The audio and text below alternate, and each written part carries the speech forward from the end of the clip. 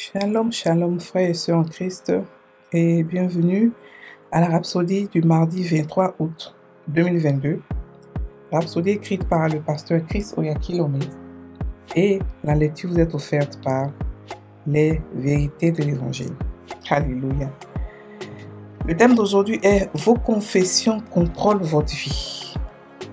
Et le verset de Psaume 9, verset 1, Psaume 91, verset 2, la version amplifiée, qui dit « Je dirai du Seigneur, il est mon refuge et ma forteresse, mon Dieu. Sur lui je me penche et je compte, et en lui j'ai assurément confiance. » Alléluia.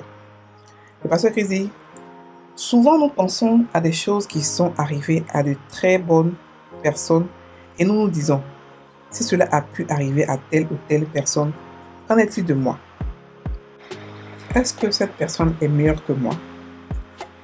Eh bien, cela n'a rien à voir avec qui est meilleur que l'autre. Il s'agit de votre marche personnelle avec le Seigneur et votre foi en sa parole. Il s'agit de vos confessions de foi. De mauvaises choses peuvent arriver aux bonnes personnes. Réfléchissez à nouveau sur les paroles pointes du psalmiste que nous lisons dans notre verset d'ouverture. C'était la confession de David et cela doit devenir votre confession aussi.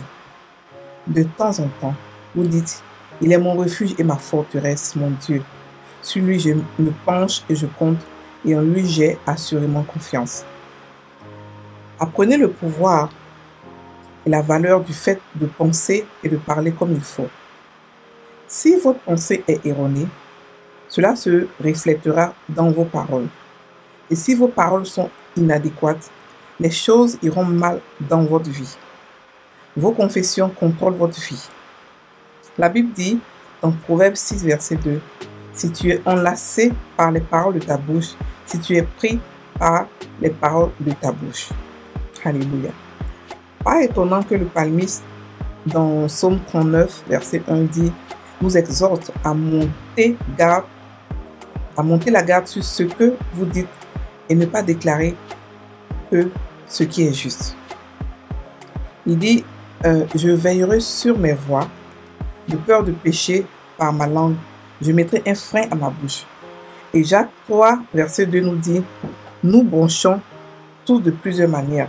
Si quelqu'un ne bronche point en parole, c'est un homme parfait, capable de tenir tout son corps en bride. Proverbe 15, verset 4 nous dit, la langue douce est un arbre de vie.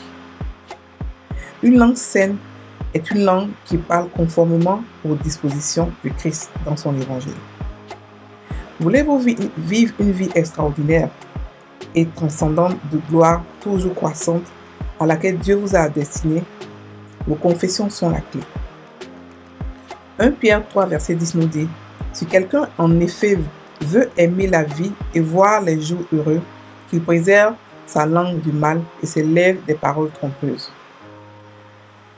Le fait de préserver votre langue du mal et vos lèvres de la ruse signifie que vous ne parlez qu'en conformité avec la parole de Dieu.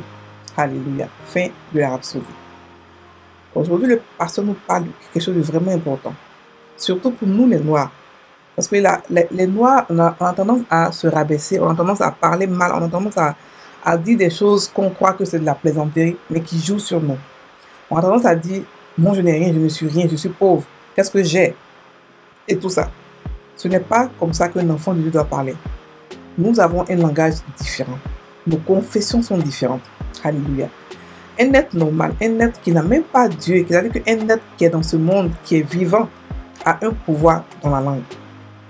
Un être normal, sans Dieu. Et à plus forte raison, un chrétien qui a en lui le pouvoir de Dieu, qui est un enfant de Dieu, qui donne des décrets. Lorsque nous parlons, lorsque nous confessons tous les jours, ça agit sur nous. Comme ça, la Bible nous dit de penser tout ce qui est agréable soit l'objet de nos pensées, tout ce qui est bien, tout ce qui est sain, tout ce qui est pur. Parce que nos confessions viennent à l'existence. Quand nous parlons, nous créons. Chaque fois que nous parlons, nous créons. Nous devons parler, nous devons dire ce qui est bien. Nous ne pouvons pas dire à quelqu'un tu es bête, à nos enfants tu es bête. Non, on ne peut pas dire à un enfant tu es bête, ce n'est pas normal. Parce que l'enfant devient bête, l'enfant commence à croire en cela et la bêteté commence à agir dans sa vie. Alléluia. Donc le pasteur nous parle du fait que nous devons confesser ce que Dieu dit de nous. Confesser veut dire quoi? Confesser veut dire que déclarer en accord avec la parole de Dieu. Déclarer en accord avec ce que Dieu dit de vous. Si Dieu dit de vous que vous êtes son enfant, vous dites oui, je suis son enfant. Si Dieu dit de vous que vous êtes plus que vainqueur, vous dites oui, je suis plus que vainqueur. C'est ça confesser. Confesser, c'est pas créer. Mais on a le pouvoir de créer et de confesser. La création, c'est la prophétie et les bénédictions. Mais la confession, c'est dire exactement ce que Dieu dit de nous. Être en accord avec sa part, avec lui.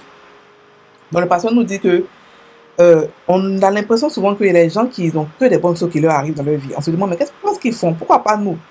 Quand vous regardez ces personnes, ils sont tout le temps positifs. Ils ne font que penser et parler positif. Et regardez aussi quelqu'un qui ne fait que penser et parler négatif. Sa vie est aussi pareillement comme ses paroles. Sa vie reflète ses paroles. Donc il nous dit de porter la garde, de mettre une garde à notre bouche, de faire attention à ce qu'on dit. Même les choses les plus futiles, les choses les plus dérisoires, les choses qu'on prend pour de la plaisanterie, ça ne l'est pas dans le spirituel. Parce que le spirituel ne connaît pas le nom, il ne connaît pas la plaisanterie. Il ne comprend pas ça. Notre esprit, notre intelligence, notre âme ne comprend pas ce qui est mauvais. Donc, parce que notre âme exécute tout ce qu'on lui dit, il exécute. Quand il entend, je suis méchant, il dit, ok, d'accord, je suis méchant. Quand il entend que je n'ai rien, il dit, ok, d'accord. Comment faire pour trouver les moyens pour ne pas avoir d'argent? Quand il entend au contraire que j'ai de l'argent, je suis plus que vainqueur, je suis cela, il se trouve, ok, comment faire les moyens pour pouvoir avoir ce que je dis? Et il commence à réfléchir, il commence à fouiller. Alléluia. Nous devons penser et parler positivement parce que c'est de l'abondance de notre cœur que nous parlons. Donc, quand votre cœur est rempli de bonnes choses, vous commencez à parler des bonnes choses. Alléluia. Donc, le pasteur nous dit de réfléchir sur les paroles du psalmiste. Le psalmiste avait tout le temps des bonnes paroles à sa bouche pour Dieu. Il disait chaque fois que Dieu, tu es mon refuge, tu es ma forteresse, tu es mon Père, et je compte sur toi. C'est comme ça qu'il parlait. Et que nous aussi, nous devons parler comme ça, penser comme ça. Alléluia. Et même encore mieux, nous devons penser et parler comme Jésus. Jésus avait des confessions puissantes. Il disait, je suis la vie, j'apporte la vie. Que le Père, les œuvres que je fais, c'est le Père qui fait en moi. C'est pas moi qui fais les œuvres, c'est Dieu qui fait, le Père qui fait les œuvres en moi. C'est comme ça qu'il parlait. Et nous aussi, nous devons parler comme lui, nous devons confesser comme lui. Parce que la Bible dit que, donc, tel qu'il est, tel que nous sommes dans ce monde. Donc nous devons nous aussi confesser et parler comme Christ. Alléluia. Donc, si vos paroles sont méchantes, sont mal, sont mauvaises, ne soyez pas étonnés que votre vie aille dans le même sens que vos paroles. Parce que notre bouche qui est là, elle n'est pas là seulement que pour manger. Elle est là aussi pour diriger notre vie, pour pouvoir changer le cours de notre vie, pour pouvoir nous envoyer là où nous devons être, là où nous devons partir. Elle n'est pas là juste pour manger. Elle est là pour parler, pour crier, pour nous diriger. Alléluia. Nous devons déclarer ce qui est bien tous les jours. Tout ce que sort de nos bouches doit être seulement que des bénédictions. Des bénédictions, des choses positives, des choses bien. Afin de pouvoir jouir des fruits de notre langue. Alléluia. La Bible dit dans Proverbe 6, verset 2 que si tu es enlacé par les paroles de ta bouche, ça veut dire que la bouche enlace. La bouche, tu peux tellement confesser ce qui est mauvais que tu te retrouves dans un piège de mauvaises choses. Tu te retrouves dans plein de problèmes et tu te demandes mais qu'est-ce qui se passe? Pourquoi est-ce que comme ça les sorciers n'ont rien à voir avec ça? Toi-même tu t'es attaché, toi-même tu t'es enlacé par tes paroles que tu as dit. Alors, donc c'est pour cela que Jacques dit que celui qui ne parle pas est un homme parfait. Ça veut dire qu'il peut tenir tout son corps en bride, il peut contrôler son corps. Ça veut dire quoi? Ça veut dire que celui qui parle quand il le faut, et là, ce qu'il parle, c'est parler des choses qui sont sensées, des choses qui viennent de la parole de Dieu, des choses que Dieu a dit, pas des choses comme ça au hasard. Alléluia. Donc, 1 Pierre 3, verset 10 nous dit quoi? Si quelqu'un, en effet, veut aimer la vie et voir les jours heureux, qu'il préserve sa langue du mal et ses lèvres des choses trompeuses. Donc, nous devons tout le temps confesser ce qui est bien. C'est-à-dire qu'on peut se bénir, on peut changer le cours de notre vie par nos confessions, par nos bénédictions. Et sur ces chaînes, nous avons tous les jours, de manière journalière, une des confessions de 1 à 2 minutes que vous pouvez faire et vous pouvez changer le cours de votre vie. Changer tout ce qui était mauvais avant et reprendre la vie, le cours de la vie que Dieu a préparé pour vous. Alléluia. Donc, nous devons tous nous conformer à la parole de Dieu. Parler comme Dieu. Être en accord de ce que Dieu dit et non le contraire. Ne vous battez pas contre Dieu avec votre propre confession. C'est très dangereux. Alléluia. Donc, maintenant, fais la confession. L'Éternel est ma force. L'Éternel est la force de ma vie. Quand je marche dans la vallée de l'ombre de la mort, je ne crains aucun mal, parce qu'il est avec moi. Son bâton et sa houlette me rassurent.